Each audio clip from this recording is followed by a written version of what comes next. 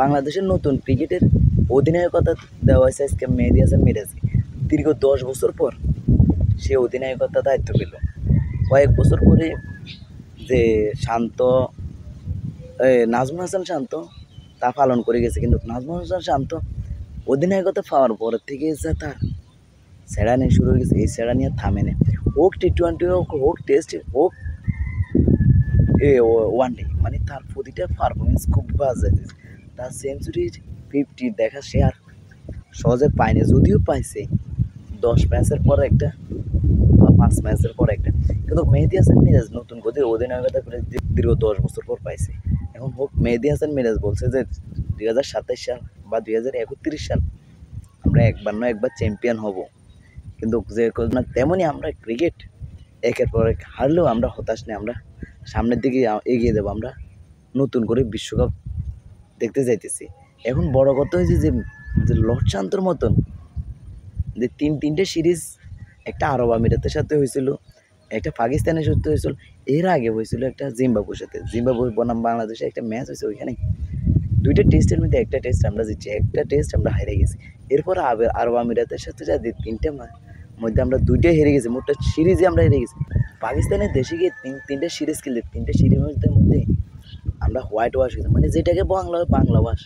পাকিস্তানের মাঠে আমরা বাংলা ওয়াশ খেয়েছি, এরপর আরব আমিরাতের সাথে খেলাম বাংলা ওয়াশ। পাকিস্তানের মাঠে এখন পারবে কি মিরাজে যে ওয়াশগুলো আমাদের সামাল দিতে? মিরাজ কি পারবে যে অধিনায়কতা খেলে দলকে পরিবর্তন করতে, ব্যাটিং পরিবর্তন করতে, ফিল্ডিং পরিবর্তন করতে, বলার পরিবর্তন করতে?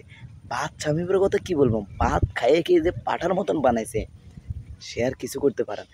এই যে ডাব হৃদয় কথা কি বলবো, ডাব হৃদয় 17 বলে 22, একটা টি-20 ব্যাটসম্যান 17 বলে 22, মানে তার 5টা ম্যাচে সেই ঠিক মতো, একটা ম্যাচে মাত্র দেখছিলাম 40, আর প্রতিটা ম্যাচে তার 10-এর নিচে রান। লাস্ট ম্যাচে শুধু 17 বলে 22 রান করছে, মানে ডাবরি দেয় এমন এক অবস্থা। একে কোচে বলেছে যে বাংলাদেশের টি-20 সেরা ব্যাটসম্যান, কিন্তু বাংলাদেশের সবচেয়ে ছক্কার বেশি কিন্তু দরিদ্র, সেই দরিদ্র তো একের পর একটা। এখন শেষ পর্যায়ে আমাদের সাব্বির রহমানকে যদি দলে যোগ দেয়, দলটা কিছুটা, বাংলাদেশের ওপেনার মিডল হেডার ওয়ানডার এতটা বাজে যে কবে যে এগুলা যে পরিবর্তন হবে। কিন্তু এখন মিরাজের দশা যদি শান্তর মতন হয় তাহলে দল শেষ। এই যে শান্ত আগে পারফরমেন্স ভালো ছিল, অধিনায়কতা দিয়ে তার পারফরমেন্স শেষ। এখন মিরাজের অধিনায়কতা হয় মিরাজ ব্যাটিং না পারলেও বলিংয়ে দিয়ে দেয়, বলিংয়ে দিয়ে কিছুটা বসায় দেয়, হয় বলিংয়ে না পারলে ব্যাটিংয়ে কিছু। এখন মিরাজের যদি অধিনায়কতা দেয়, দীর্ঘ 10 বছর পর সে অধিনায়কতা পাইতেছে।